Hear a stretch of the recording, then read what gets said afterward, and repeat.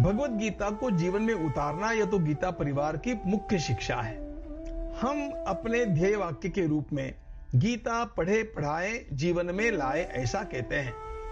अब आपने एकदम काम क्रोध की बात कर दी। हम इस बात को यहां से आरंभ नहीं करते हैं। Let first thing come first. Gita का जीवन में उतारने का आरंभ करना है तो कहां से करेंगे? भगवत गीताकार कहते हैं पहले समय से सोना, समय से जगना, समय से खाना पीना, बहुत नहीं खाना, बहुत उपवास नहीं करना, ये पहले आरंभ करो। युक्त आहार विहारस्य युक्त चेष्टस्य कर्मसु युक्त स्वप्नावबोधस्य योगो भवति दुःखः। तो काम क्रोध की बात बाद में करेंगे, पहले रेगुलेट योर लाइफ। आज के व्यक्ति को यही करना कठिन हो रहा है, इसलिए अपने जीवन को अनुशासित करना पहली आवश्यकता है। फिर दूसरी बात भगवान कहते हैं रेगुलेट योर ब्रीथ। भगवान प्राणायाम को भी एक यज्ञ कहते हैं, और यदि हम अपने जीवन को साधते हैं, उसको डिसिप्लिन में लाते हैं, यदि हम शरीर की आदतों को ठीक ठाक करते हैं, हम प्राण को स्थिर करते हैं, तो अपने आप हमारे मन की चंचलता कम हो जाती है।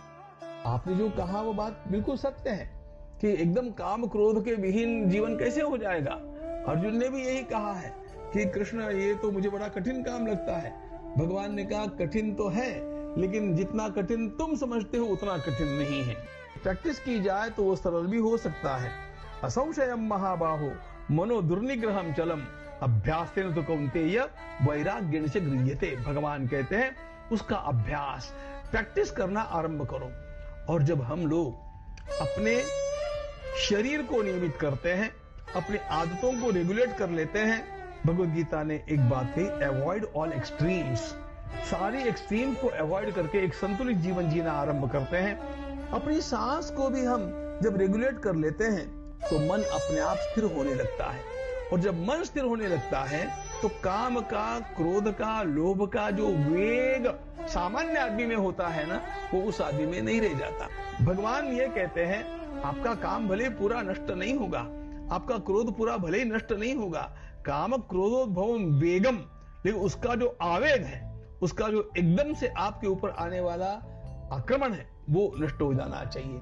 आदमी काम के आवेग में कुछ गलती करता है, क्रोध के आवेग में किसी का अपमान कर देता है, ये आवेग कम हो गया तो आदमी रेगुलेट हो जाता है।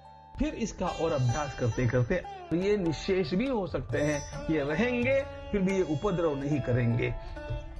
दिया सलाई हमारे पास होती है, वो उपयोगी है, समय पर उससे दीपक जलाते हैं, लेकिन उस दिया सलाई को हम अपने पास में रखते हैं। आग भी लगा सकती है और उपयोगी भी हो सकती है। इसी प्रकार हमारे विकार हमारे नियंत्रण में रहेंगे तो उपसर्ग नहीं करेंगे, उपयोगी हो।